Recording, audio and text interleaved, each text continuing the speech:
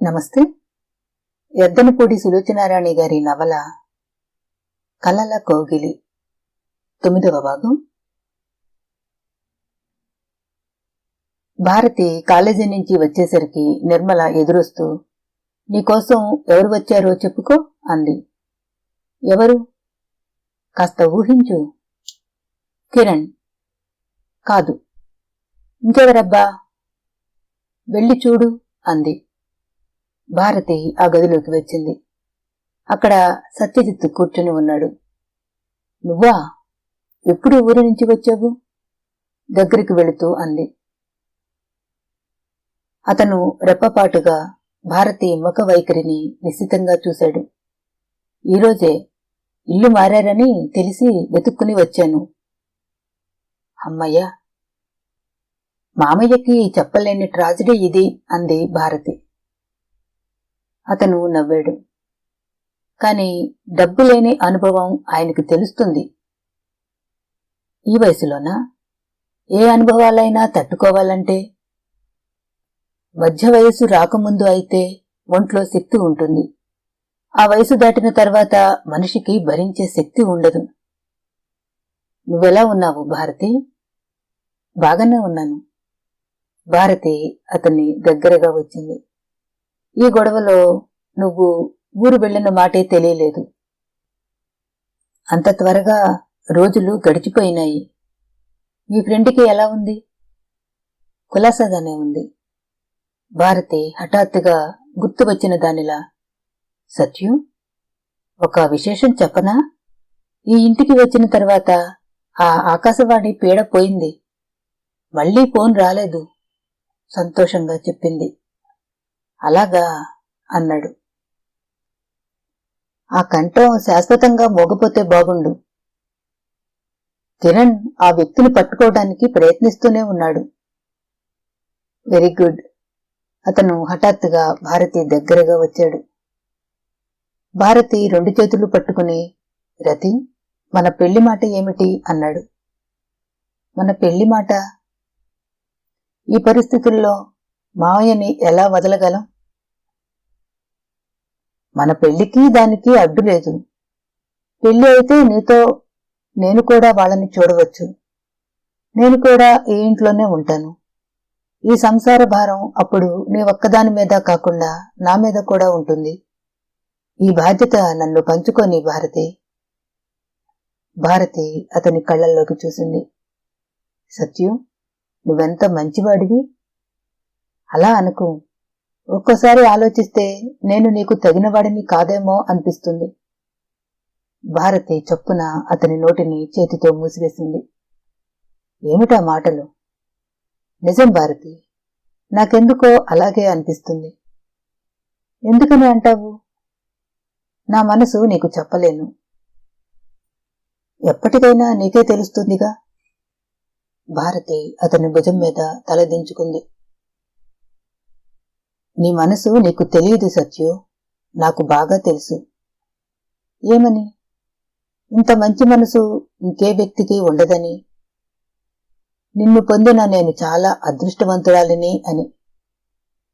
ఆ మాట వినగానే అతను గబాల్న భారతిని భుజాలు పట్టి యువతలకి లాగి కళ్లల్లోకి వెతుకుతున్నట్లుగా చూస్తూ, వ్యంగ్యం లేదుగా అన్నాడు.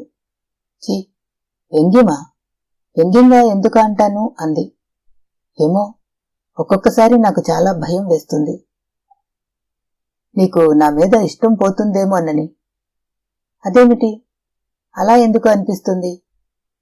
భారతి భుజాలు వదిలి సత్యజిత్ అటువైపు తిరిగాడు. నాకు తెలియదు. అందుకే మన పెళ్లి కోసం నేను ఇంత తొందరపడుతున్నది. పెళ్లి అయితే ఇష్టం పోదని గ్యారంటీ ఉందా? లేదు కాని. అతను భారతి వైపు తిరిగాడు. అప్పుడు నువ్వు నా నుంచి పారిపోలేవు. నన్ను నీ దగ్గరికి రాకుండా చేయలేవు. నీవు ఎక్కడున్నా నేను వచ్చే అధికారం నాకుంటుంది. అతని మాటలు ఆవేశంగా ఉన్నాయి. భారతి విస్తుపోతున్నట్లు చూసింది. ఏమిటి? నీలో ఏదైనా బాధ ఉందా? అతన్ని తదేకంగా చూస్తూ మెల్లని స్వరంతో అడిగింది. అతను జవాబుగా భారతిని చేయి పట్టి తీసుకువచ్చి అక్కడున్న సోఫాలో కూర్చోపెట్టాడు. వెంటనే మోకాళ్ల మీద వంగి కూర్చుని భారతి బడిలో తలదించుకుని కళ్ళు మూసుకున్నాడు. అతని చేతులు ఆమె చీర కుచ్చెళ్ళని గట్టిగా పట్టుకున్నాయి. రతి, నాకు నువ్వు కావాలి, నువ్వు కావాలి, నన్ను ఎప్పుడు దూరం చేయకు, చెయ్యనని మాట ఇవ్వు అన్నాడు. భారతి క్షణం ఆగింది. ఆ తర్వాత అతని తల మీద చెయ్యి వేస్తూ, నన్ను ఈ ప్రపంచంలో ఎవ్వరూ ఎలాంటి పరిస్థితులలో నీ నుంచి దూరం చెయ్యలేరు, నేను దూరం అవను, సరేనా అంది. అతను తలెత్తి చూశాడు. ఆ కళ్ళల్లో సంభ్రమం, ఆనందం మెరుస్తున్నాయి. లీలగా తడి కూడా ఉంది. కాలింగ్ బెల్ మ్యూజికల్ సౌండ్గా వినిపించింది. కూరలు సర్దుతున్న నిర్మల ఆ పని ఆపుచేసి వెళ్లి తలుపు తీసింది. ఎదురుగా కిరణ్ నిలబడి ఉన్నాడు. భారతి లేదా అన్నాడు. లేదు, జయలక్ష్మి వాళ్ల ఇంటికి వెళ్ళింది, లోపలికి రండి అంది. కిరణ్ వచ్చి కూర్చున్నాడు. నిర్మల మ్యాగజైన్స్ అక్కడ పెట్టి లోపలికి వెళ్ళింది. కిరణ్ భారతి బంధువుగా నిర్మలకి బాగానే తెలుసు. కాని భారతి ఉండగా తప్ప అతనితో ఒంటరిగా ఎప్పుడూ మాట్లాడలేదు. నిర్మల కూరలు సర్దుతోంది. అతను పుస్తకం తిరగేస్తూ కూర్చున్నాడు. నిర్మల మళ్ళీ యువతలకి వచ్చింది. కాఫీ తాగుతారా అంది. అతను తల ఊపాడు. నిర్మల వంట ఇంట్లోకి వెళ్ళింది. కాఫీ కలుపుతుంటే థ్రిల్గా అనిపించింది. తను స్వయంగా కాఫీ కలపటం ఇదే ప్రథమం. కాఫీ రంగు చూసి పాలు తక్కువ అయ్యాయేమోనని అనుమానం వచ్చి పాలు పోసింది. కప్పులో పోసి తీసుకువస్తూ మళ్లీ ఆగింది. పాలు మరీ ఎక్కువ అయినట్లుగా తోచింది. లోపలకు వెళ్లి కాఫీ కాస్త తీసి మళ్లీ డికాక్షన్ పోసింది. పంచదార వేసింది. తీసుకువచ్చి అతనికి ఇచ్చింది. మీకో అద్భుతం చెప్పనా అంది. ఏమిటి అన్నాడతను. ఈ కాఫీ నేనే తయారు చేశాను. అతను నిజంగా అన్నట్లుగా చూశాడు. నిజంగా? ఇంకో చిత్రం ఏమిటంటే నేను తయారు చేసిన మొదటి కాఫీ ఇది, మీకు ఇస్తున్నాను అంది. ఏమి నా అదృష్టం? అతను కప్పు అందుకున్నాడు. అతను తాగాడు. కాఫీ చల్లారిపోయింది. పంచదార పానకంలా ఉంది. ఎలా ఉంది? ఆతృతగా అడిగింది. అద్భుతంగా ఉంది అన్నాడతను. Thank you. నాకిప్పుడు ధైర్యం వచ్చింది. ఎందుకని? వంట మనుషులు లేకపోయినా పర్వాలేదు, ఇక నేను వంట చేసేయగలను అంది ధీమాగా. మాలాంటి వాళ్లను మాత్రం భోజనాలకి పిలవకండి. అదేమిటి? అబ్బే, ఏం లేదు, మీరు చేసిన వంట అంతా వెనక వాళ్లకి మిగలకుండా తినేస్తానేమోనని. అదా, అయితే పర్వాలేదు అంది. అతను వాచి చూసుకున్నాడు. ఏమైనా పనుందా? అవును. ఏమిటి? రవీంద్ర భారతిలో డాన్స్ ప్రోగ్రాం ఉంది, టికెట్స్ తీసుకున్నాను. 8:30కి ప్రోగ్రాం, 6 గంటలు అయింది. అతను కాస్త ఆగి అన్నాడు. ఒక ఫ్రెండ్ అంటగట్టాడు. టికెట్ ఒక్కొక్కటి 150 రూపాయలు. వేస్ట్ చేయడం నాకిష్టం లేదు. భారతి వచ్చేటట్టు లేదు. ఈ సంగతి మర్చిపోయినట్లుంది. వస్తాను అతను లేస్తూ అన్నాడు. సరే అంది. అతను వెళ్లబోయి ఆగుతూ అన్నాడు. మీకు మీకు అభ్యంతరం లేకపోతే మీరు వస్తే తీసుకువెళ్తాను. నిర్మల కళ్ళు ఈ ఆహ్వానం వినగానే మెరిసినాయి. నాకేం అభ్యంతరం లేదు. నాకసలు ఇప్పుడు పని కూడా ఏం లేదు. మరి బయలుదేరి రాకూడదు? వస్తాను. నిర్మల వెళ్లబోయి ఆగింది. వెనక్కి వచ్చేస్తూ పెదవి విరుస్తూ, లాభం లేదు, ఇంట్లో డాడీ ఒక్కరూ ఉన్నారు, ఆయనకు తోడు ఎవ్వరూ లేరు. ఆయనని నేను అడగనా అన్నాడు కిరణ్. అడుగుతారా? ఆశగా చూసింది. కిరణ్ తల ఊపి విశ్వనాథం గారి గదిలోకి వచ్చాడు. ఆయన మంచం మీద కూర్చుని ఉన్నారు. అంకుల్, నిర్మలని నాతో డాన్స్ ప్రోగ్రాంకి తీసుకువెళ్ళమంటారా? ఆయన నిర్మల వైపు చూశారు. ఆ కళ్లల్లో చిరాకు లేదు. నిర్మల ఇష్టం, నాదేం లేదు, అంతా దాని ఇష్టమే అన్నారు. నిర్మలకి చాలా సంతోషం కలిగింది. కిరణ్తో, ఒక్క నిమిషం కూర్చోండి, బట్టలు మార్చుకుని వస్తాను అంది. నిర్మల ముస్తాబు అయి వచ్చింది. ఖాళీగా ఉన్న ఆ ఇల్లు చూస్తే నిర్మలకి ఎలాగో అనిపించింది. పిలిచింది. ఆయన తలెత్తి చూశారు. మీరు ఒక్కరూ ఉండగలరా? ఉండగలను అన్నట్టు చూశాడాయన. నేను వెళ్ళనా? వెళ్ళు. మీరు నిజంగా చెప్పండి, నేను ప్రోగ్రాం మానేస్తాను, పర్వాలేదు. నాకేమీ ఇప్పుడు అవసరం లేదు. నువ్వు వచ్చిన తర్వాత అన్నం తింటాను అన్నారాయన. నిర్మల ఆయన ముఖం పరిశీలనగా చూసింది. ఆయన కళ్లల్లో కోపం ఏమీ లేదు, మనస్ఫూర్తిగానే అన్నట్టుగా ఉంది. త్వరగా వచ్చేస్తాను అంది నిర్మల. పర్వాలేదు, ప్రోగ్రాం చూసిరా అన్నారాయన. నిర్మలకి బయటికి వస్తుంటే ఎంతో సంతోషం కలిగింది. కిరణ్ మోటార్ సైకిల్ మీద వెళ్లారు. నిర్మలకి రవీంద్ర భారతిలో డాన్స్ ప్రోగ్రాం చూస్తున్నా మధ్య మధ్యలో తండ్రి గుర్తుకు వచ్చాడు. ఆయన అనుమతితో రావటంతో ఇంటికి వెళితే ఏం గొడవ అవుతుందో, ఏం అబద్ధాలు చెప్పాలో అనే ఆలోచనలు లేకపోవడంతో ప్రోగ్రాం మనస్ఫూర్తిగా చూసి ఆనందించింది. ప్రోగ్రాం మధ్యలో ఇంటర్వెల్లో కిరణ్ పరిచితులు వచ్చారు. అతని పక్కన ఉన్న నిర్మలని చూసి, మీ భార్య అని అడిగారు. కిరణ్ కాదని, బంధువు అని చెప్పాడు. నిర్మలకి సుధాకర్ గుర్తుకు వచ్చాడు. ప్రోగ్రాం అయిన తర్వాత ఇంటికి తీసుకువచ్చి దించాడు కిరణ్. భారతి అప్పటికి వచ్చేసింది. సారీ కిరణ్, జయలక్ష్మి దగ్గరకు వెళ్లాను, తను కదలనీయలేదు, భోజనం చేసి వెళ్లమని చంపింది. నిర్మల, వదినా, డాడీ పడుకున్నారా అని అడిగింది. నేను వచ్చి భోజనం పెట్టాను, తిని నిద్రపోయారు. నా మీద ఏమైనా చిరాకు పడ్డారా? నీ మీదనా? నేను ఇంటికి రాగానే నీలు ఏది అని అడిగితే కిరణ్తో రవీంద్ర భారతికి వెళ్ళింది, నేనే పంపించాను అన్నారు. ఏమిటి, ఈ ఇంట్లో ఏదైనా మహత్యం ఉందా? వింతలు అనేకం జరిగిపోతున్నాయి. అంకుల్ నిన్ను పంపించటం, నువ్వు ఇంటికి రాగానే డాడీ అని అడగటం. భారతి నవ్వుతూ అంది. నిర్మల మాట్లాడలేదు. కిరణ్కి చెప్పి లోపలికి వెళ్లిపోయింది. ఆ రాత్రి పడుకుంటే నిర్మల మనసు హాయిగా ఉంది.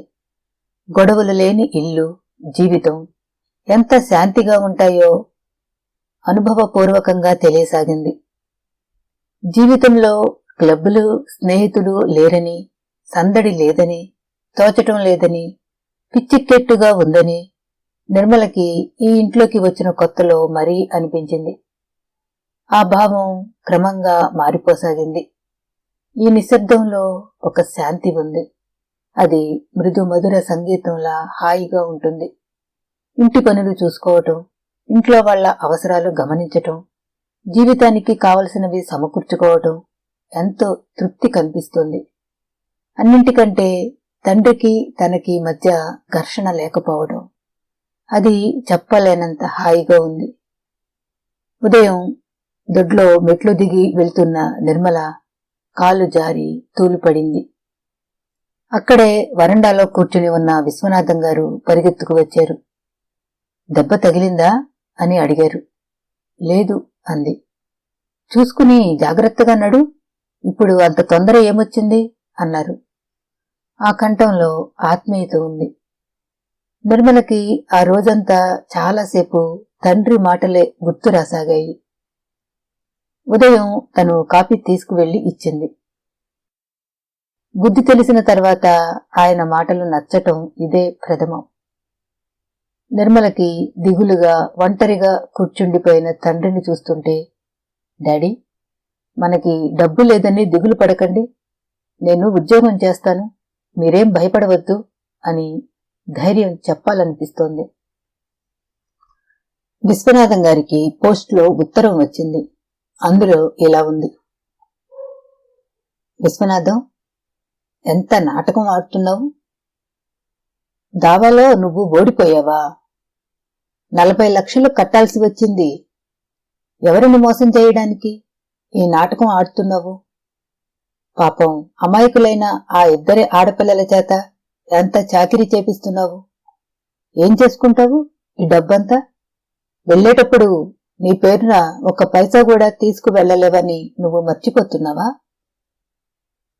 సరస్సుని ఇంటి నుంచి పంపేస్తావా? సరస్సుతో నువ్వు చేసిన శృంగార చర్యలు త్వరలో పేపర్లో రాబోతున్నాయి.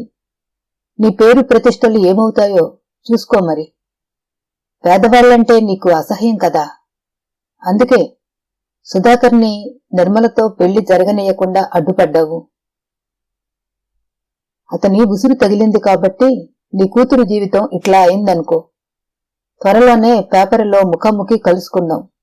ఇట్లు ఆకాశవాణి. ఆ ఉత్తరం చదువుతున్న విశ్వనాథం గారికి ముచ్చెమటలు పోసినాయి. సరస్సు ఎక్కడ చచ్చింది?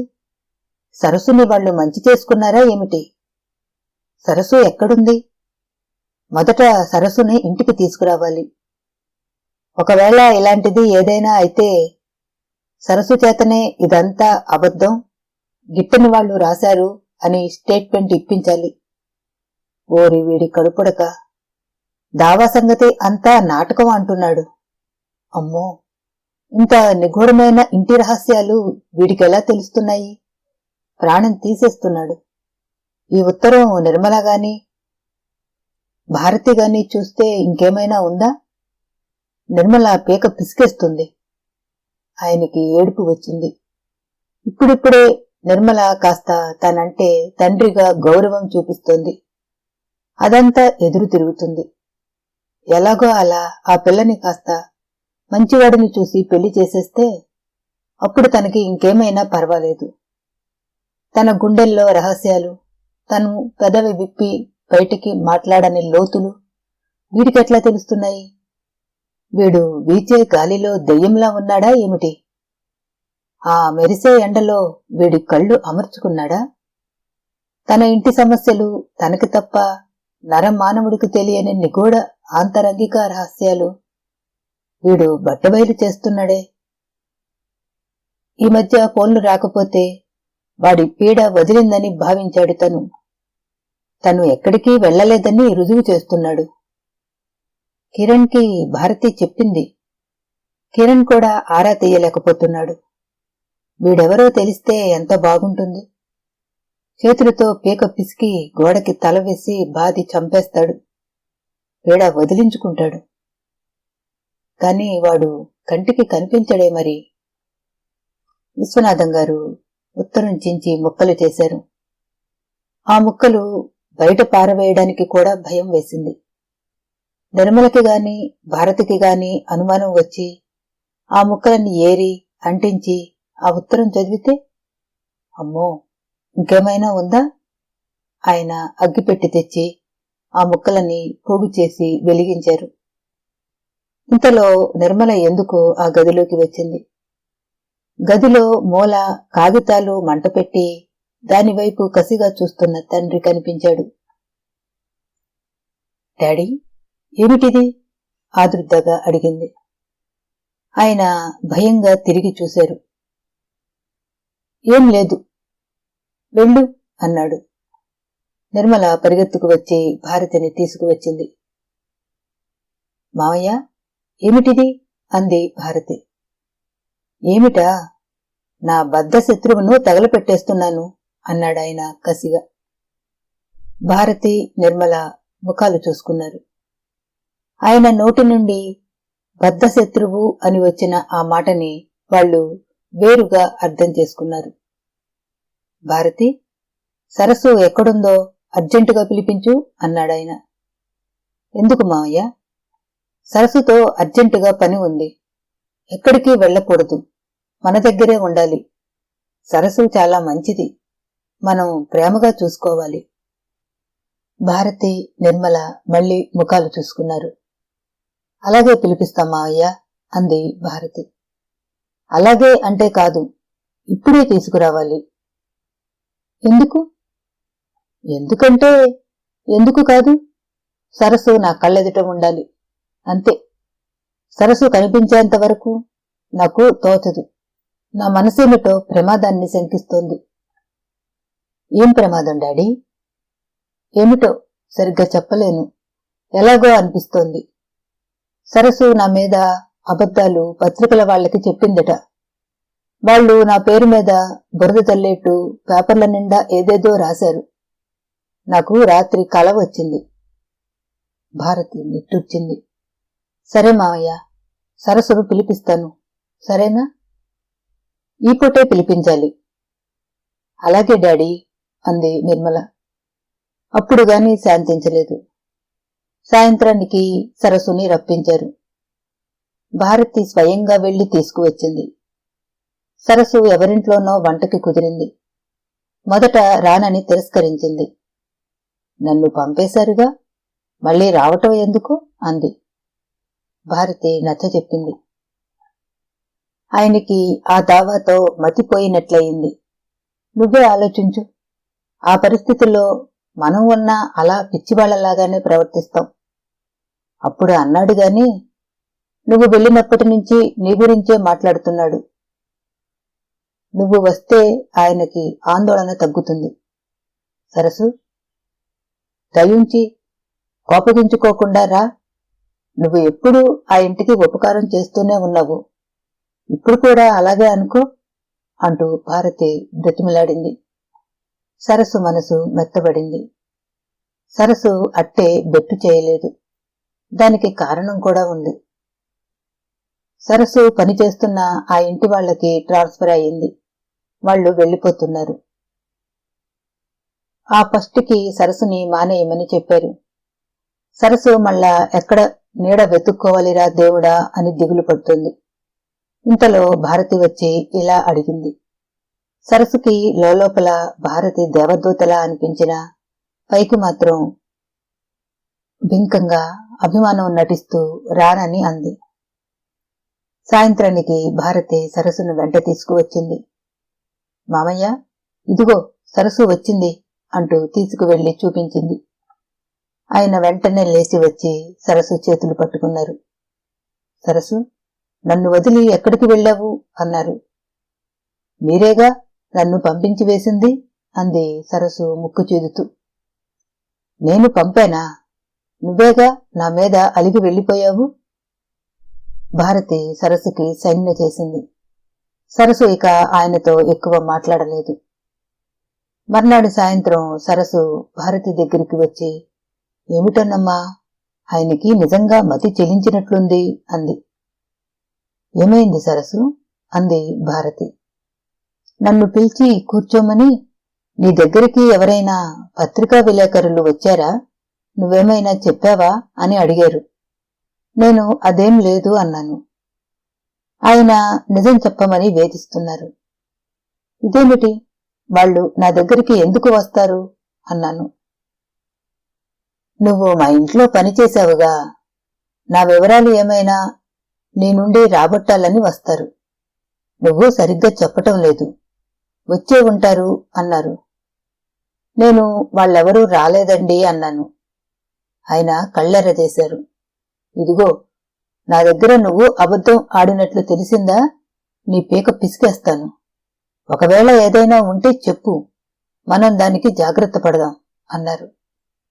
నేను అలాంటిదేం లేదు అన్నాను. సరే చూద్దాం అన్నారు. అబ్బబ్బా, నా తల ప్రాణం తోకకి వచ్చిందంటే నమ్మండి.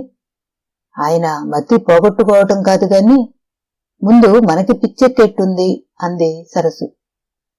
భారతి మౌనంగా వింటూ కూర్చుంది. నిర్మల, వదినా, నాన్నని ఎవరికైనా డాక్టర్కి చూపిస్తే అంది. భారతి తల ఊపింది.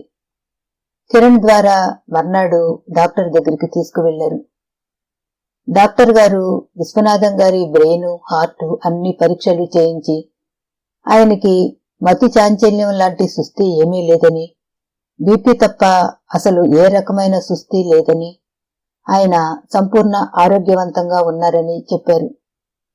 ఆ మాట విన్న తర్వాత నిర్మలకి, భారతికి ధైర్యం వచ్చింది. డాక్టర్ ఏమన్నారు? విశ్వనాథం గారు అడిగారు.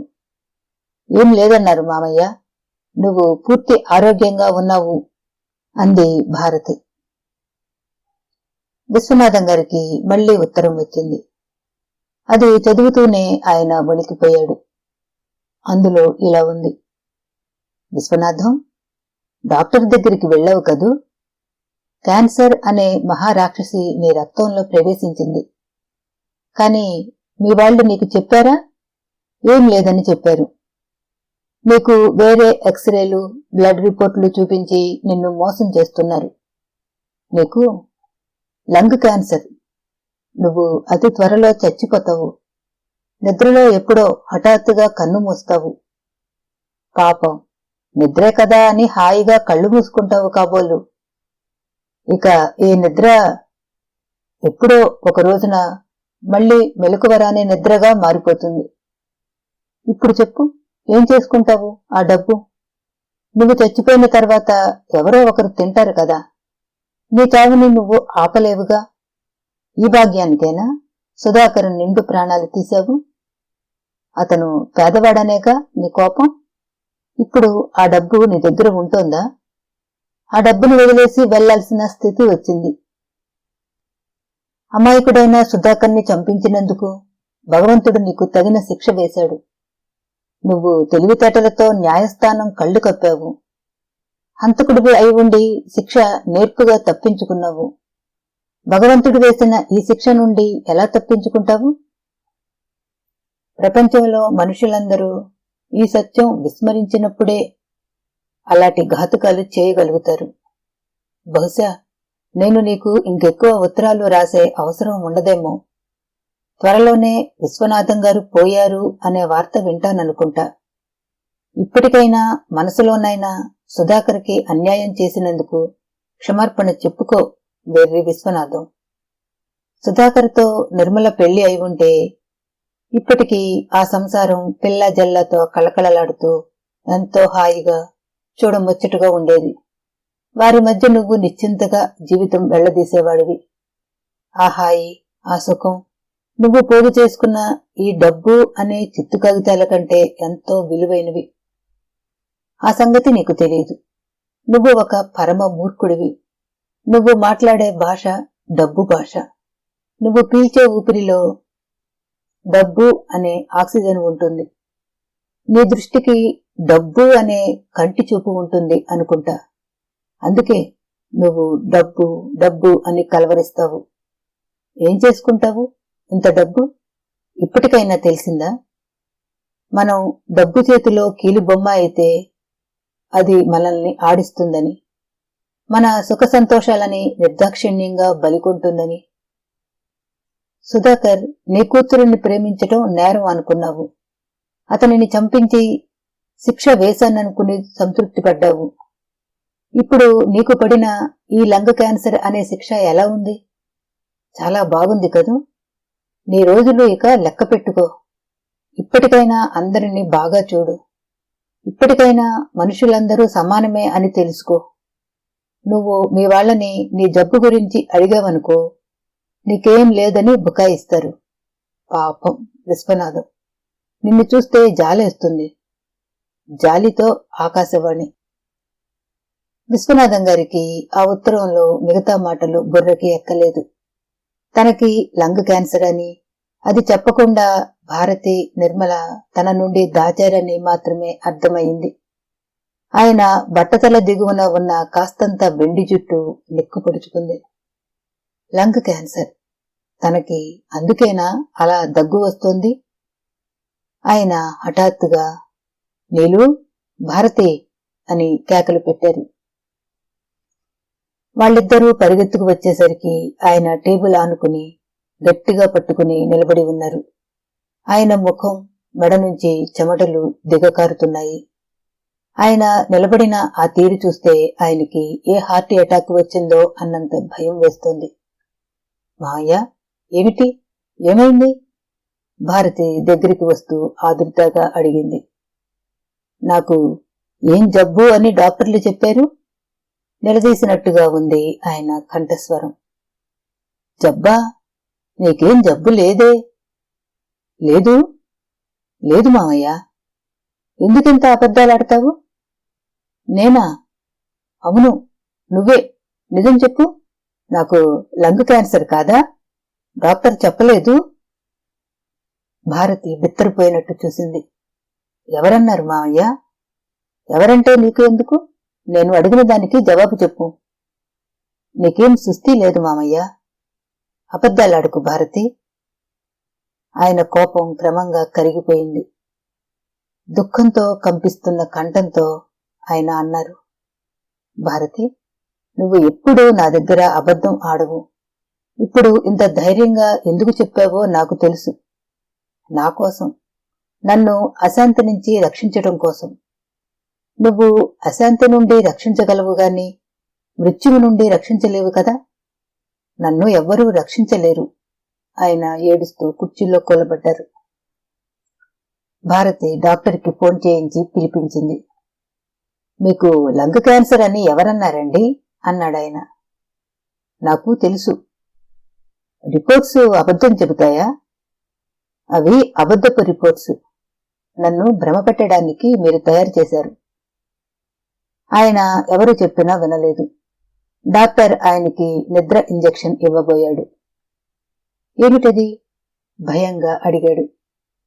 నిద్రకి ఇంజెక్షన్. ఆ పేరు వినగానే ఆయన ఒక్కసారిగా డాక్టర్ చేయి తోసేసి లేచి కూర్చున్నాడు. నేను నిద్రపోను అరిచాడు. ఆయన అరుపులకి డాక్టర్ కూడా తెల్లబోయాడు. నాకు మందులు వద్దు, ఇంజెక్షన్ వద్దు, నేను నిద్రపోను. దయించి నన్ను వదిలిపెట్టండి. చేతులు జోడించి బ్రతిమలాడాడు. కొద్దిసేపైన తర్వాత డాక్టర్ విశ్వనాథం గారి గదిలో నుంచి యువతలకి వచ్చాడు. భారతి, నిర్మల ఆయన వెంట వచ్చారు. ఈయనకి లంగ్ క్యాన్సర్ అనే భయం ఎవరు ఎక్కించారు? అన్నాడు. మాకు తెలియదు అని చెప్పారు వాళ్ళు. ఇంట్లో ఉన్నది వాళ్ళిద్దరూ, సరసు ఈ మధ్య అసలు ఆయనతో ఎక్కువ మాట్లాడటం లేదు. భారతి, నిర్మల ఇద్దరూ ఏం చెప్పలేదు. ఆయనకి ఆ భయం విషంలా ఎక్కింది. మనం ఎంత చెప్పినా వినటం లేదు. ఇంకెవరికైనా బ్రెయిన్ స్పెషలిస్ట్కి చూపించండి, నా వల్ల కాదని చెప్పేసి ఆయన వెళ్లిపోయాడు. భారతి, నిర్మలకి మతులు పోయినాయి. భారతి విశ్వనాథం గారి గదిలోకి వచ్చింది. ఆయన మంచం మీద కూర్చుని ఉన్నారు. అంకుల్, నిద్రపోండి. ఆయన కళ్ళు నిద్రమత్తుగా ఉన్నా ఆయన నిగ్రహించుకుంటున్నారని తెలుస్తూనే ఉంది. అంకుల్, మీకు లంగ్ క్యాన్సర్ అని ఎలా తెలిసింది? ఆయన చెప్పలేదు. కొద్దిసేపైన తర్వాత ఆయన దిండు మీదకు వాలి పడుకుని కళ్ళు మూసేసుకున్నారు. ఆయన తల క్రింద దిండు సరిచేస్తున్న భారతి చేతికి కాగితం లాంటిది తగిలింది. అది తీసి చూసింది. ఆకాశరామన్న ఉత్తరంలా ఉంది. భారతి ఆ ఉత్తరం తీసుకుని యువతలకి వచ్చింది. భారతి, నిర్మల కలిసి ఆ ఉత్తరం క్షుణ్ణంగా చదివారు. వారికి, విశ్వనాథం గారికి ఈ భయం ఎవరు కలిగించారో అర్థమయింది. కిరణ్, నిర్మల, భారతి ముందు గదిలో కూర్చుని ఉన్నారు. భారతి ఇచ్చిన ఉత్తరం కిరణ్ ఆశాంతం చదివాడు. ఈ ఉత్తరం చదివినప్పటి నుంచి అంకుల్ తనకి నిజంగా లంగ్ క్యాన్సర్ ఉందని, చచ్చిపోతానని భయపడుతున్నారు. తనకి ఆ వ్యాధి ఉందని మేం చెప్పడం లేదని, దాచామని అంటున్నారు. ఆయనకి మేము నచ్చ చెప్పలేకపోతున్నాం. ఈ ఉత్తరంలో వ్రాత ఎడమ చేతితో రాసింది. కిరణ్ ఉత్తరాన్ని పరీక్ష చేస్తూ అన్నాడు. ఎలా తెలుస్తుంది? అంది భారతి. ఎడమ చేతితో రాసేటప్పుడు కొన్ని ఒత్తులు కొమ్ములు ఒక రకంగా ఉంటాయి. ఈ ఆకాశవాణి ఎవరోగాని చాలా తెలివిగల వ్యక్తి. ఈ వ్యక్తికి సుధాకర్కి ఎలాంటి సంబంధమో తెలియదు. సుధాకర్ మరణానికి ఈయన కారకుడని తెలిసింది. విశ్వనాథం గారిని డైరెక్ట్ గా హత్య చేయలేడు. ఆయనంతటా ఆయన భయంతోనో ఆదుర్దతోనో చచ్చిపోయే పరిస్థితులు కల్పిస్తున్నారు. ఇదొక టెక్నిక్. మనం ఎవరి మీదైనా ప్రతీకారం తీర్చుకోవాలంటే డైరెక్ట్ గా వెళ్లి ముఖాముఖిగా తేల్చుకోవటం. ఇది ఒక పద్ధతి. ఇది అలా కాదు. పరోక్షంగా నిలబడి అవతల వ్యక్తిని మానసికంగా హింసించి వాళ్లని పిచ్చివాళ్లుగా మార్చటమో లేక వారంతట వారే తమ మరణానికి గురి అయ్యేట్టు చేయటమో మరో పద్ధతి. ఈ వ్యక్తి ఈ రెండో పద్ధతిని అవలంబిస్తున్నాడు. ఇది అతను ఎందుకు చేస్తున్నాడో, అతని మనసులో ఆలోచన ఏమిటో తెలుసుకోవాలి అంటే ముందు మనం అతనిని తెలుసుకోవాలి అన్నాడు. అదెలా సాధ్యం? అది కుదరటం లేదుగా అంది భారతి. ఆ వ్యక్తిని ఎలాగైనా సరే పట్టుకోవాలి. నా ఉద్దేశం ఏమిటంటే ఆ వ్యక్తి మళ్లీ తప్పు చేసి తీరుతాడు. కిరణ్ ఆ పూటనే ఒక ఫోన్ తెచ్చి ఆ ఇంట్లో అమర్చాడు. భారతికి దానిని చూపిస్తూ, ఆ అజ్ఞాత వ్యక్తి నుంచి ఫోన్ రాగానే మీరు మాట్లాడుతూనే ఈ బటన్ నొక్కితే అది టెలిఫోన్ వాళ్ల దగ్గర మీ ఇద్దరి సంభాషణ రికార్డు అవుతుంది. అలా మాట్లాడిస్తూనే ఉంటే ఈ లోపల నేను ఆ వ్యక్తి ఏ నంబరు నుంచి మాట్లాడుతున్నాడో తెలుసుకోగలుగుతాను అని చెప్పాడు. భారతి తల ఊపింది. వెళ్లే ముందు అతను భారతిని పక్కకు పిలిచి, భారతి, నిర్మలకి ఎవరైనా స్నేహితులు ఉన్నారా అని అడిగాడు. ఎవరూ లేరే. ఎక్కడికైనా వెళ్లి వస్తుందా? భారతి ఆలోచనగా చూసింది. తల ఊపుతూ, అవును, మధ్యాహ్నం వేళ 2 గంటల సేపు ఎక్కడికో వెళ్లి వస్తోంది. ఎక్కడికి అంటే చెప్పడం లేదు. ఊరికినే అలా బయటికి వెళ్తున్నాను అంటోంది. ఏ టైంలో వెళ్తోంది? మధ్యాహ్నం 2 గంటలకి, సాయంత్రం 4 గంటలకి వచ్చేస్తోంది. ఐసీ అన్నాడు. సరసు కోసం ఎవ్వరూ రారు కదా? సరసుకి నా అనేవాళ్లు ఎవరూ లేరు. సరే, నే వస్తాను. కిరణ్ వెళ్ళాడు. ఆ మధ్యాహ్నం నిర్మల బయలుదేరింది. వీధి చివర ఉన్న కిరణ్ నిర్మల ఎక్కిన ఆటోని దూరం నుంచి వెంబడిస్తూ వెళ్లాడు. ఆటో సికింద్రాబాదులో ఒక షాపు దగ్గర ఆగింది. నిర్మల దిగి ఆటోకి డబ్బు ఇచ్చి షాపులోకి వెళ్ళింది. అరగంట గడిచిన తర్వాత కిరణ్ ఆ షాపులోకి వెళ్ళాడు. అక్కడ టేబుల్ లైట్స్, ఛాయాచిత్రాలు, అందమైన రకరకాల బొమ్మలు, అమ్మకానికి చీటీలు పెట్టి ఉన్నాయి.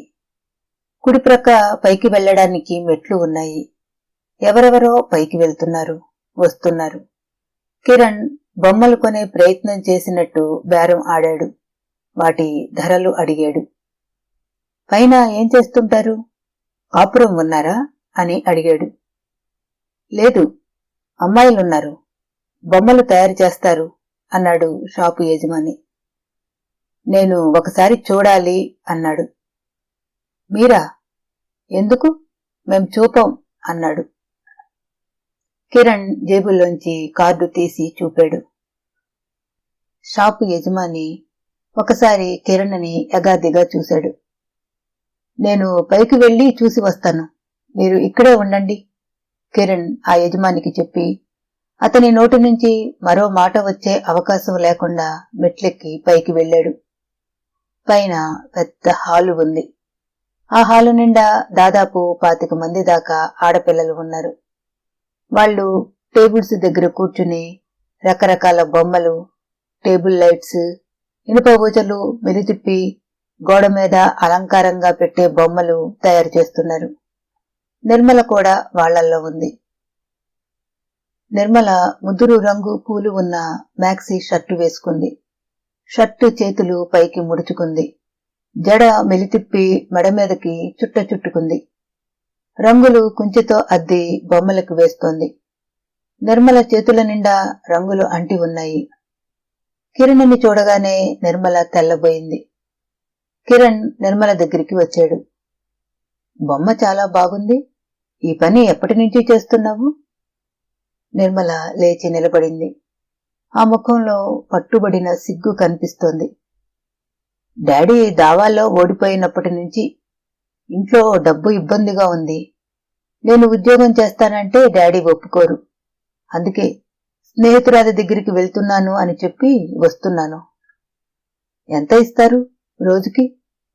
నేను చేసే పనిని బట్టి ఒక్కొక్క రోజు 60 రూపాయల వరకు వస్తాయి. కిరణ్ నవ్వాడు. విశ్వనాథం గారి అమ్మాయి కారులోంచి కాలు క్రింద పెట్టని గారాల తనయ ఇలా కష్టపడటం, ఇందులో నాకెంతో తృప్తి కలుగుతోంది. ఇదివరకు నా మనసులో ఉన్న ఒంటరితనం పోయింది. వీళ్ళందరితో కలిసి పనిచేస్తుంటే హాయిగా ఉంది. డాడీకి నా డబ్బుతో బత్తాయిలు హార్లిక్స్ కొంటే నాకెంతో ఆనందం అనిపిస్తోంది. డాడీ అన్నమాట నిజమే. డబ్బు ఎవరో సంపాదించి ఇస్తే మనకి విలువ తెలియదు. మనం కష్టపడితేనే దాని విలువ తెలుస్తుంది. నేనిప్పుడు ఆటో అతను ₹1 ఎక్కువ అడిగినా ఇవ్వను. డాడీ డబ్బు విషయంలో ఎందుకంత జాగ్రత్తగా ఉంటాడో ఇప్పుడు అర్థమవుతోంది. డాడీ నాకు చిన్నప్పుడే ఈ కష్టం తెలియనిస్తే ఎంతో బాగుండేది. నేను డాడీని అలా వేధించేదాన్ని కాదు. నా ప్రవర్తనే వేరుగా ఉండేదేమో. డాడీ నాకు అన్ని అమర్చి జీవితం సుఖమయం చేస్తుంటే నేను డాడీని చూసి విసుక్కునేదాన్ని. ఆయన చిన్నప్పుడు కష్టాలు పడ్డారు. ఆ కష్టం నాకు రాకూడదనే ఆయన తాపత్రయం అని నేను గ్రహించలేకపోయాను. నిర్మల తలదించుకుని ఆ మాటలు చెప్పడంలో ఎంతో ఆర్తి నిజాయితీ కనిపిస్తున్నాయి. అతనికి ఆ క్షణంలో నిర్మల మానసికంగా పరిణితి చెందిన వ్యక్తిలా అనిపించింది. నీలు, నువ్వు చేస్తున్న పని మంచిదే అన్నాడతను. నిర్మల తలెత్తి చూసింది. నీలు, కలలని కౌగిలించుకున్న వాళ్లెవరూ సుఖపడలేరు. నిజాన్ని నిజాయితీగా భరించగలిగిన వాళ్లే సుఖపడతారు అన్నాడు. కిరణ్ అక్కడి నుంచి వస్తుంటే వెనుక నుంచి మాటలు వినిపించాయి. నీలు, ఎవరతను? బంధువు. అబద్ధాలు ఆడకు. అతను నీ బాయ్ ఫ్రెండ్ కదా? కిరణ్ ఒక్క క్షణం ఆగాడు. అతని ముఖం ఎర్రబడింది. అతను క్రిందికి వచ్చేశాడు. భారతి కూర్చుని ఉంది. కిరణ్ వచ్చాడు. భారతి చదువుతున్న పుస్తకం ప్రక్కన పెట్టింది. నీ నాగార్జున సాగర్ ప్రయాణం ఏమైంది అని అడిగాడు కూర్చుంటూ. క్యాన్సిల్ అయింది, వెళ్లటం లేదు. ఎందుకని? పుస్తకం చూస్తూ అన్నాడు. సత్యజిత్ ఊళ్ళో లేడు, బెంగుళూరు వెళ్ళాడు. కిరణ్ తలెత్తి చూశాడు. ఇప్పుడు? రెట్టించినట్టు అడిగాడు. నిన్న. ఎవరు చెప్పారు? అతనే. అందుకే మా ప్రయాణం క్యాన్సిల్ అయింది. సత్యజిత్ బంధువు ఎవరికో బాగా సీరియస్ గా ఉందిట, అందుకని వెళ్లాల్సి వచ్చింది. భారతి, ఈరోజు నేను సత్యజిత్ని ఈ ఊరిలో చూశాను. నువ్వా? ఎప్పుడు? ఈరోజు ఉదయమే. ఎక్కడా? సైకియాట్రిస్ట్ ఆనందమూర్తి దగ్గర. వాట్? నిజంగా? ఉదయం 10 గంటలకు నేను ఆయన దగ్గరకు వెళ్లాను. మేము వారం రోజుల క్రితం ఒక హత్య చేసిన వ్యక్తిని ఆయన దగ్గరకు పంపాము. అతను మతి చెలించినట్లు చేస్తున్నాడు. ఆయన అతనిని టెస్ట్ చేయించి మతి చాంచల్యం ఉందా లేదా అని ధృవీకరిస్తాడు. నేను విజిటర్స్ రూంలో కూర్చున్నాను. నర్సు, డాక్టర్ గారు లోపల పేషెంట్ ని చూస్తున్నారు, కూర్చోండి అంది. కొద్దిసేపటి తర్వాత సత్యజిత్ బయటికి వచ్చాడు. అతను ఎటూ చూడకుండా సరాసరి వెళ్లిపోయాడు. నేను విష్ చేసినట్టు నవ్వాను. కాని అసలు అతను నా వైపే చూడలేదు అన్నాడు. సైకియాట్రిస్టా? ఆయన దగ్గర సత్యజిత్కి ఏం పని? అదే నాకు అర్థం కావడం లేదు. అతను పేషెంట్ కాదని తెలుస్తూనే ఉంది. ఇంకెవరి కోసం అయినా వెళ్ళాడేమో. ఊరిలో ఉంటే నా దగ్గరకు రాకుండా ఉంటాడా? అందులోనూ ఊరు వెళ్లాలని అనుకుని మానేశాం అంది భారతి ఆలోచనగా. కిరణ్, నువ్వు ఇంకెవరినైనా చూసి సత్యజిత్తు అనుకున్నావేమో అంది అనుమానంగా. లేదు, అతనే. నేను చూశాను. నీకు అనుమానంగా ఉందా? మనం తేల్చుకుందాము అన్నాడు. భారతి తల ఊపింది. నేను ఆనందమూర్తికి ఫోన్ చేస్తాను, నువ్వు అడుగు అన్నాడు. కిరణ్ ఫోన్ తీసి డయల్ చేశాడు. అవతల వాళ్ళు పలకగానే భారతికి ఇచ్చాడు. భారతి హలో అంది. హలో, ఆనందమూర్తి స్పీకింగ్ అన్నాడాయన. సత్యజిత్తు ఉన్నాడా అండి అంది. ఎవరు మాట్లాడేది? నా పేరు భారతి. ఆయన ఫ్రెండ్ని. మీ దగ్గర ఉంటానని చెప్పాడు, అందుకని. ఇవాళ రాలేదమ్మా, నిన్న వచ్చాడు. అతని అపాయింట్మెంట్ నిన్న. ఆయన ఫోన్ పెట్టేశాడు. భారతి పెట్టేసింది. ఇప్పుడు నీ అనుమానం నివృత్తి అయ్యిందా అన్నాడు కిరణ్. సత్యజిత్తుకి సైకియాట్రిస్టు దగ్గర అపాయింట్మెంట్ ఏమిటి? భారతి ఆలోచనలో పడింది. అతనికి ఏమైనా బాధలున్నాయేమో అన్నాడు కిరణ్. నాకెప్పుడూ ఏమీ చెప్పలేదు అంది భారతి తనలో తను అనుకుంటున్నట్లుగా. ఈసారి వస్తే అతన్ని అడుగు, నేను వెళ్తాను. కిరణ్ లేచాడు. అతను వెళ్లిన తర్వాత కూడా భారతి అలాగే కూర్చుండిపోయింది. సత్యజిత్ ఊళ్ళోనే ఉండి ఊరు వెళ్తున్నానని అబద్ధం చెప్పాల్సినంత అవసరం ఏమొచ్చింది? సైకియాట్రిస్టు దగ్గరికి ఎందుకు వెళ్ళాడు? అతనికి తనకి మధ్య రహస్యాలు ఏమీ లేవని తను అనుకుంటోంది. భారతి కుర్చీలో నుంచి లేచింది. భారతి మనసు హఠాత్తుగా వేదనామయంగా అవసాగింది. అతనంటే తనకి ఇష్టం, ప్రాణంతో సమానం. అతను కూడా అలాగే చెబుతున్నాడు, ప్రవర్తిస్తున్నాడు. అతని మాటలో, ప్రవర్తనలో నాటకంగాని, మోసంగాని ఉందా? అతను ఊరిలో ఉండి లేడని చెప్పాల్సినంత అవసరం ఏమొచ్చింది? తను ఏం చెప్పినా వింటుందే, ఏం చెప్పినా భరిస్తుందే. అలాంటప్పుడు దాపరికం పెట్టుకున్నాడంటే అదేదో రహస్యం అయి ఉండాలి. ఏమిటా రహస్యం? భారతి ఆ రాత్రి కూడా ఇదే ఆలోచిస్తోంది. మర్నాడు భారతి కాలేజీకి వెళ్ళింది. మధ్యాహ్నం లంచ్ అవర్లో ఫోన్ వచ్చిందని ప్యూన్ చెప్పాడు. భారతి వెళ్లి ఫోన్ తీసింది. హలో అంది. హలో, అది సత్యజిత్ కంఠం. భారతి ఒక్క క్షణం అలాగే నిలబడింది. రతి, ఈ భక్తుడు దేవిగారిని ఎప్పుడు చూస్తానా అని తహతహలాడుతున్నాడు.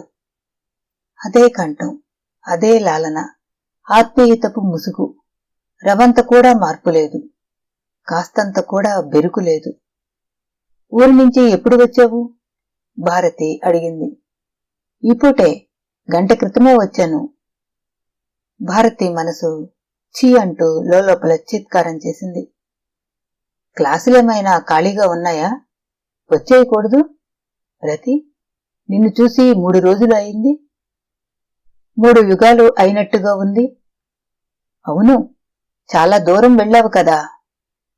ఆ కంఠం చాలా మామూలుగా, శ్లేష లేకుండా ఉంచటానికి ఎంతో ప్రయత్నం చేస్తోంది. అవును, బెంగుళూరు అంటే చూడు, ఎన్ని 100 మైళ్ళు. వెళ్ళిన పని అయిందా?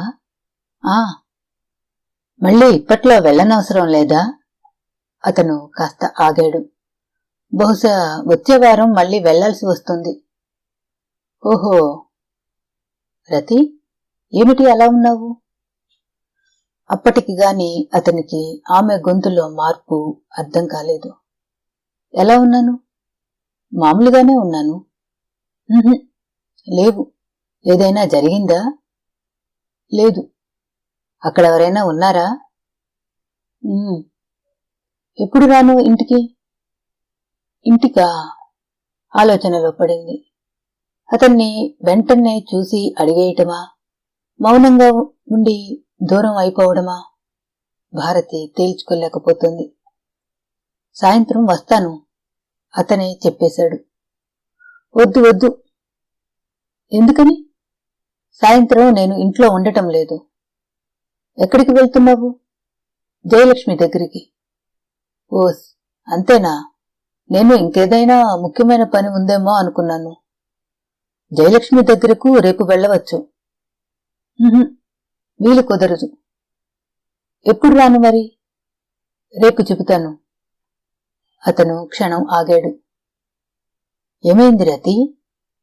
అతని కంఠంలో ఉత్సాహం మాయమైంది. కంఠం గంభీరంగా ఉంది. ఏం కాలేదు. నువ్వు మామూలుగా లేవు. ఇంకాసేపు ఉంటే అతను పూర్తిగా పసిగట్టేస్తాడు. అతను తన దగ్గర దాపరికం పెట్టుకోగలిగాడు. ఏమీ జరగనట్టు నటిస్తున్నాడు. తను అలా చేయలేదు. తన వల్ల కాదు. భారతి అందుకే వెంటనే నేను పెట్టేస్తున్నాను అంది. రతి?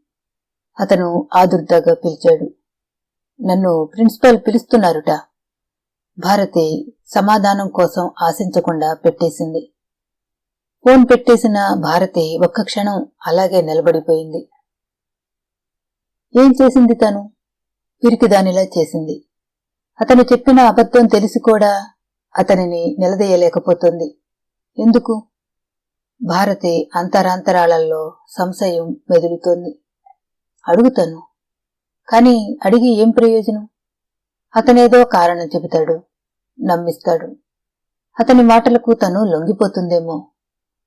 అసలు తనకి ఇంత బాధ ఎందుకు కలుగుతోంది? ఎందుకంటే తనకి కొన్ని విషయాలలో కొన్ని ఖచ్చితమైన అభిప్రాయాలు ఉన్నాయి. ఎవరైనా ప్రేమికులు అయితే వాళ్ల మధ్య దాపరికం ఉండకూడదు.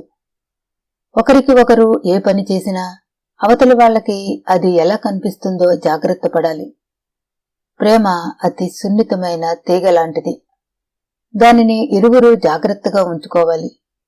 అప్పుడే అది ప్రాంగణాన్ని సువాసన భరితం చేస్తుంది. భారతి వచ్చింది.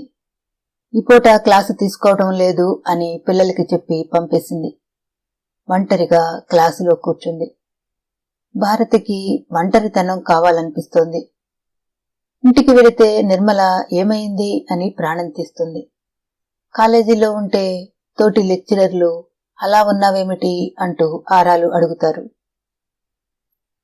భారతికి మాటిమాటికి సత్యజిత్ కంఠమే చెవుల్లో గింగురుమంటోంది.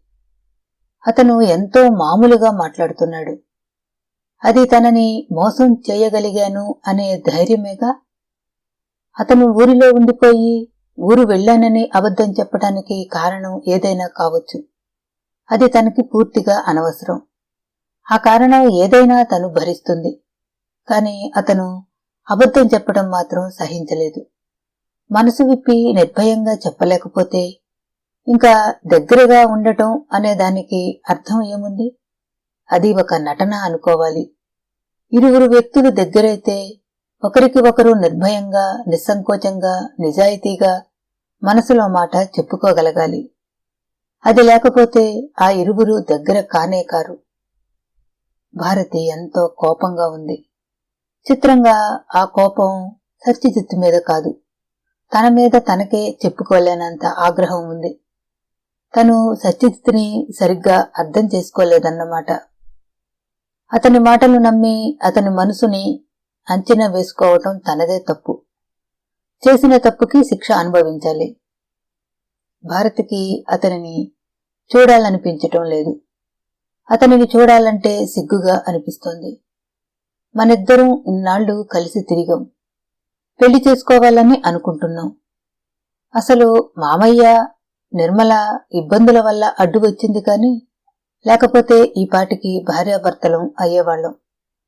మనకి ఒకరి దగ్గర ఒకరికి దాపరికమా? ఇంత దాపరికం పెట్టుకుంటే నేనేం దగ్గర అయినట్లు? భారతికి చాలా వేదనగా ఉంది. అతనిని దానిని గురించి అడగటం అనవసరం అనిపిస్తోంది. ఎందుకు సంజాయిషి? ఎవరికి కావాలి?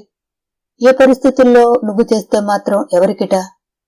పరిస్థితి ఏదైనా నువ్వు విడమర్చి చెప్పలేనప్పుడు నేను నీకు ఆత్మీయురాలిని ఎలా అవుతాను? పరాయిదాన్ని, అంతేగా. నువ్వు నన్ను అంత పరాయిదాన్నిగా భావించినప్పుడు మనసా వాచా నాకు దగ్గర కాలేనప్పుడు నా జీవితానికి ఆలంబన ఎలా అవుతావు? నిన్ను నమ్మి నా జీవితం నీకు ఎలా అర్పిస్తాను? తోటి ఆడపిల్లల్ని చాలామందిని భారతి గమనిస్తూనే ఉంది. 199 మంది జీవితాల్లో ఎదురైన మగవాళ్లందరూ నయవంచకులే. ఆత్మీయతని, ప్రేమని నటించేవారే. ఆడపిల్లలని అవసరం కోసం వాడుకునేవారే. 100కి ఏ ఒక్కరికో నిజమైన ప్రేమ దొరుకుతుంది. వాళ్ళు ఆనందంగా ఉంటున్నారు. జీవితాలను నందనవనం చేసుకుంటున్నారు. అలాంటి అదృష్టవంతుల్లో తను ఒకరు అనుకుంది. సత్యజిత్ ప్రేమ తన జీవితంలో అపురూపం అనుకుంది. అతనితో చేయి కలిపితే తన జీవితం సుందర తీరాలకు పయనిస్తుంది అని నమ్మింది. అంత భ్రమ అయిపోయింది. ఆ ఆలోచనలన్నీ ఒక కలల కౌగిలి అయిపోయాయి. భారతి చేతుల్లోకి తలదించుకుని కూర్చుంది. అమ్మా, ప్యూన్ కంఠం వినిపించింది. భారతి తలెత్తింది. అందరూ వెళ్లిపోయారు. టైం అయిపోయింది. తలుపులు మూయాలి. ఓ, భారతి చుట్టూ చూసింది. తను ఎంతసేపటి నుంచో ఇక్కడ కూర్చున్నట్లు గుర్తుకు వచ్చింది. బ్యాగ్ తీసుకుని బయటికి వచ్చేసింది. కాలేజీ ఆవరణ దాటి వచ్చింది. ఆటో ఎక్కబోతుంటే ఎవరో చెయ్యి పట్టుకుని ఆపారు. భారతి తిరిగి చూసింది. ఎదురుగా సత్యజిత్ నిలబడి ఉన్నాడు. రతి? అతని ముఖం రతిని చూశాననే ఆనందంతో వెలిగిపోతోంది. అతని కళ్ళు అనురాగ దీపాల్లా కాంతిమయంగా ఉన్నాయి. నీకోసం గంట నుంచి వెయిట్ చేస్తున్నాను. నేను దింపుతాను, రా అన్నాడు. భారతి తన చేతి మీద ఆనిన అతని చేతిని పురుగును తీసేసినంత కంపరంగా తీసేసింది. అతను ఒక్క క్షణం ఆ విదిలింపుకి తెల్లబోయినట్లు చూశాడు. ఇద్దరూ ఒకరినొకరు నిశితంగా పరిశీలనగా చూసుకున్నారు. ఎందుకలా ఉన్నావు? అతను తగ్గు స్వరంతో అడిగాడు. నువ్వే కారణం. భారతి ఇక ఆవేశం ఆపుకోలేకపోయింది. నేనా? ఏం చేశాను? నువ్వు బెంగుళూరు వెళ్ళావా? ఎందుకు అంత పెద్ద అబద్ధం చెప్పావు? నువ్వు ఈ ఊరిలోనే ఉన్నావు. మొన్న సాయంత్రం సైకియాటిస్ట్ ఆనందమూర్తి దగ్గరకు వెళ్ళలేదు? రతి? అతని కళ్ళు పెద్దవి అయినాయి. చర్నాకోల్ దెబ్బతిన్నవాడిలా చూశాడు. ఎవరు చెప్పారు? అన్నాడు. ఆనందమూర్తి గారు చెప్పారు. నువ్వు కాదని అనగలవా? My God! అతని పెదవులు అస్పష్టంగా పలికినాయి. చూస్తుండగానే అతని కళ్లల్లో భయం, ఆందోళన ముప్పిరిగొన్నాయి. చెప్పు, నువ్వు ఆయన దగ్గరికి వెళ్లలేదని నన్ను బుకాయించగలవా? నువ్వు ఆయన దగ్గరికి వెళ్లిన మాట అబద్ధం అంటావా? కాదు. అతను తల తిప్పాడు. నాతో అంత అబద్ధం ఎందుకు చెప్పాల్సి వచ్చింది అని నేను నిన్ను నిలదీయటం లేదు. ఇలా అబద్ధాలు చెప్పే మనిషి నాకు అవసరం లేదు అంటున్నాను. నేను నిన్ను నమ్మాను. నువ్వు నన్ను మోసం చేశావు. నువ్వు ఆయన దగ్గరికి ఎందుకు వెళ్ళావో నాకు పూర్తిగా అనవసరం. నువ్వు నా దగ్గర నాటకం ఆడావు. అది నేను తెలుసుకున్నాను. ఈ క్షణం నుంచి నాకు నువ్వు, నీకు నేను పరాయి వాళ్ళం. నీకు నా మీద ఏమాత్రం గౌరవం ఉన్నా మళ్లీ నన్ను మాట్లాడించాలని చూడకు. భారతి ఆటో ఎక్కింది. ఆటో రివ్వున వెళ్లిపోయింది. అది స్టార్ట్ అయి వెళుతుంటే దాన్ని ఆపాలనే ఆలోచన కూడా రానంతగా సత్యజిత్ నిర్ఘాంతపోయినట్లుగా నిలబడిపోయాడు. భారతికి తను ఈ ఊరిలోనే ఉన్నట్టుగాను, సైకియాట్రిస్ట్ దగ్గరకు వెళ్లినట్లుగాను, తెలిసిందనే సత్యం అతని గుండె ఆగిపోయినట్టుగాను, అతని రక్తం గడ్డకట్టేట్టుగాను చేసినట్టు అనిపించింది. అతను హఠాత్తుగా లైట్లు పోతే చీకటిలో భయంగా నిలబడిన మనిషిలా స్తంభీభూతుడైనట్లుగా నిలబడిపోయాడు. కలల కౌగిలి నవల 9వ భాగం సమాప్తం. మళ్ళీ కలుద్దాం. సెలవు.